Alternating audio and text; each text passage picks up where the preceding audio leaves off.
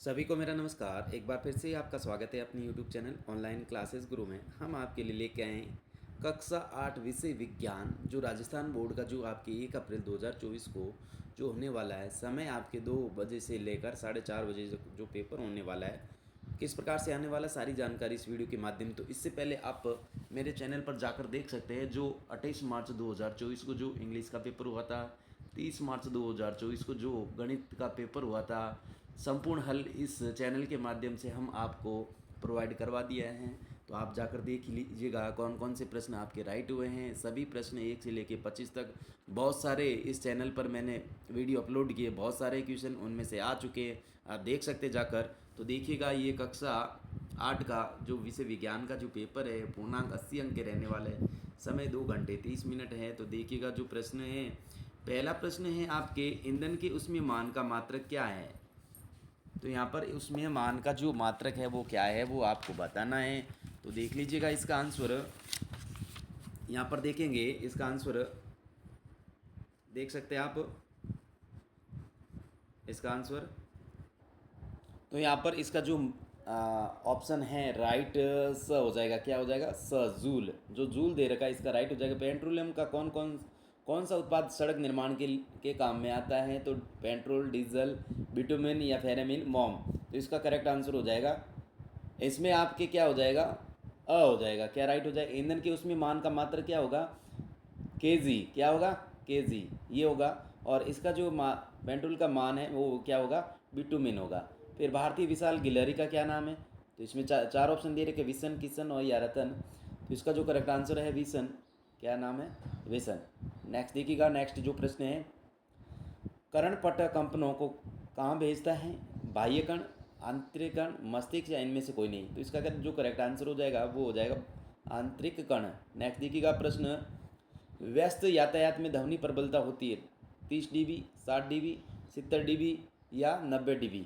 तो इसका जो करेक्ट आंसर आप करेंगे, इसका हो जाएगा, कितना हो जाएगा? 70 dB। नेक्स्ट देखिएगा प्रश्न, जल में विद्युत धारा प्रवाहित करने पर हाइड्रोजन गैस इकट्ठी होती है एनोड पर, कैथोड पर, न एनोड कैथोड पर या दोनों पर। तो इसका जो करेक्ट आंसर हो जाएगा वो हो जाएगा कैथोड पर। ब आंसर हो जाएगा। फिर नेक्स्ट देखिएगा, वह इलेक्ट्रॉन जो समान मात्रा में कॉपर विलयन में घुल जाता है, किसका बना होता है? लोहे का, चांदी का, तांबे का या पीतल का। तो इसका जो करेक्ट आंसर है वो करेंगे आप तांबे का। क्या करेंगे? तांबे का। सब फिलअप करना है। फिर नेक्स्ट देखिएगा प्रश्न, 26 जनवरी 2001 को भारत के जिस क्षेत्र में बड़ा भूकंप आया वह क्षेत्र था, क्या था? इसका नाम लिखिएगा। तो यहाँ पर जो इसका नाम है वो हो जाएगा आपके गुजरात के भुज क्षेत्र में। तो जो 1 से लेके 8 तक है वो प्रश्न आपके ऑब्जेक्टिव आने वाले हैं, एक एक अंक के। फिर नेक्स्ट जो प्रश्न है, अति लघुत्मक प्रश्न है। 9 से 12, निम्न बॉक्स को सही क्रम में इस प्रकार बनाए कि गन्ने की फसल उगाने का रेखा चित्र हो जाए।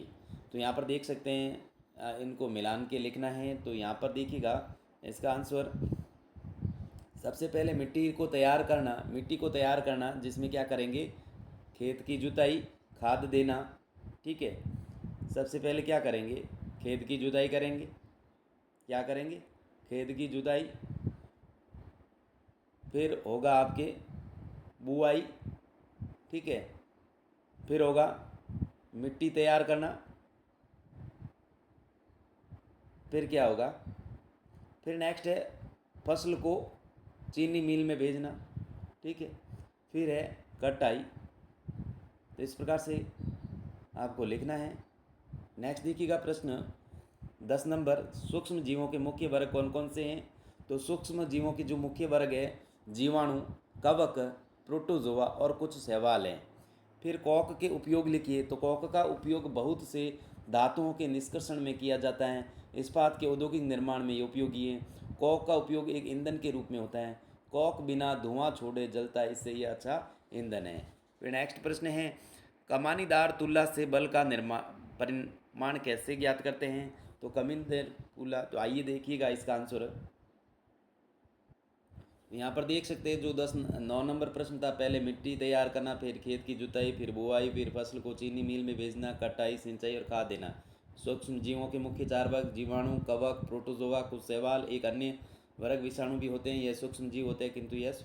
फिर 11वां प्रश्न था, तो इसका आंसर ये करेंगे, कोक का उपयोग बहुत से धातुओं को निष्कर्षण में किया जाता है। इस्पात के औद्योगिक निर्माण में ये उपयोगी है। कोक का उपयोग एक ईंधन के रूप में होता है।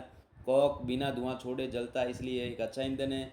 फिर 12वां प्रश्न था, तो कमीनदार तुल्ला वह युक्ति है जिसके द्वारा किसी वस्तु पर लगने वाले बल को मापा जाता है। इसमें एक कुंडलीय कमानी होती है जिसमें बल लगने पर प्रसार हो जाता है। कमानी की इस प्रकार की माप उससे अशिक्षित पैमाने पर चलने वाले संकेत द्वारा की जाती पैमाने के पाठ्यांक द्वारा बल परिणाम प्राप्त होता है। नेक्स्ट देखिएगा प्रश्न 14 तो यहाँ पर देख सकते हैं जो 13 नंबर जो प्रश्न है आपके क्या आएगा, मिलान कीजिएगा। क्या आएगा, मिलान कीजिएगा। तो यहाँ पर जो नाइट्रोजन क्या है, नाइट्रोजन क्या है, पोषक तत्व है। यूरिया उर्वरक है। वर्मी कंपोस्ट खाद है। और 2,4-AD क्या है, खरपतवार नाशी। इस प्रकार से फिर नेक्स्ट देखिएगा जो 14 नंबर प्रश्न है, तो आइए देखते हैं प्रश्न का आंसर। 14 नंबर जो प्रश्न है, खाद्य परिसरण के किन्हीं 4 सामान्य तरीकों व विधियों का वर्णन कीजिए। तो आइए देखिएगा इसका आंसर। तो जिसने वीडियो को लाइक नहीं किया तो प्लीज़ वीडियो को लाइक कीजिएगा और चैनल को सब्सक्राइब कीजिएगा। 14 नंबर जो प्रश्न है उसका आंसर आप देख सकते हैं, इस प्रकार से आपको लिखना है। रासायनिक उपाय, नमक द्वारा परिसरण, चीनी द्वारा परिसरण। ठीक है। फिर 15 नंबर प्रश्न देखिएगा विद्यार्थियों, जो 15 नंबर प्रश्न है वो आपके सत्य असत्य रहने वाला। क्या है, सत्य व असत्य। तो यहाँ पर देख सकते हैं सत्य और असत्य कौन कौन से हैं। तो यहाँ पर जो पेट्रोलियम जीवाश्म ईंधन है तो ये क्या है, सत्य है। यहाँ पर क्या लिखेंगे, सत्य, राइट करेंगे। फिर यहाँ पर पेट्रोलियम के विभिन्न घटकों को पृथक करने का परिकर्षण कहलाता है, तो ये भी सत्य है। फिर यहाँ पर ये वाहनों के लिए सबसे कम प्रदूषक ईंधन डीजल है, तो ये रॉन्ग है, गलत है, असत्य है। फिर यहाँ पर मृत जीवों का ईंधन में परिवर्तन तुरंत होता है, तो ये भी रॉन्ग है, असत्य है। फिर आदर्श ईंधन की विशेषताएं लिखिएगा। प्रश्न 16 है, आदर्श ईंधन की विशेषता लिखिएगा। तो इसका आंसर देखिएगा। आदर्श ईंधन आप देख सकते हैं, आदर्श ईंधन की विशेषताएं, ईंधन का ऊष्मीयमान उच्च होना चाहिए, वह प्रति इकाई भार के हिसाब से अधिक ऊष्मा दे सकते हैं। तो ये जो देख सकते हैं आपको लिखना है। ठीक है। फिर यहाँ पर जो 17 नंबर प्रश्न है, 17 नंबर प्रश्न, क्या होगा यदि हम वृक्षों की कटाई करते रहें, मिट्टी की ऊपरी पर्वत अनावर्तित हो जाए। तो इसका आंसर देखिएगा।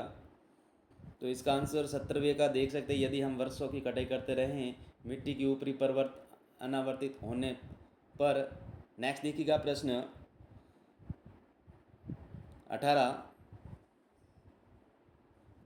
18 नंबर जो विद्यार्थियों आपके प्रश्न आने वाला, रिक्त स्थानों की पूर्ति कीजिए। कोशिका, कायांतरण, भ्रूण, अंडाणु, जरायुज या एक। तो यहाँ शुक्राणु में एक सामान्य संघटक पाए जाते हैं, तो इसमें क्या होगा, कोशिका। यहाँ पर लिखेंगे कोशिका। क्या लिखेंगे, कोशिका। निषेचन के परिणाम स्वरूप युग्मज बनता है जो विकसित होकर रिक्त स्थान परिवर्तित हो जाता है, तो उसे क्या कहते हैं, भ्रूण। क्या कहते हैं, भ्रूण। इसमें यहाँ पर भ्रूण लिखेंगे। फिर एक युग्मक पाए जाने वाले केंद्रों की संख्या क्या होती हैं, कितनी होती हैं, एक होती है, तो यहाँ पर लिखेंगे एक होती हैं। फिर डेड पोल का वैश्विक में रूपांतरण क्या कहलाता है, तो कायांतरण कहलाता है। क्या कहलाता है, कायांतरण। यहाँ लिखेंगे कायांतरण। नेक्स्ट देखिएगा। तो जो 18 नंबर प्रश्न है आपके रिक्त स्थान आने वाला है। नेक्स्ट देखिएगा प्रश्न 19 नंबर। 19 नंबर प्रश्न है, दाब किसे कहते हैं, इसमें लगने वाले बल का क्षेत्रफल की भूमिका समझाइए। तो इसका आंसर देखिएगा।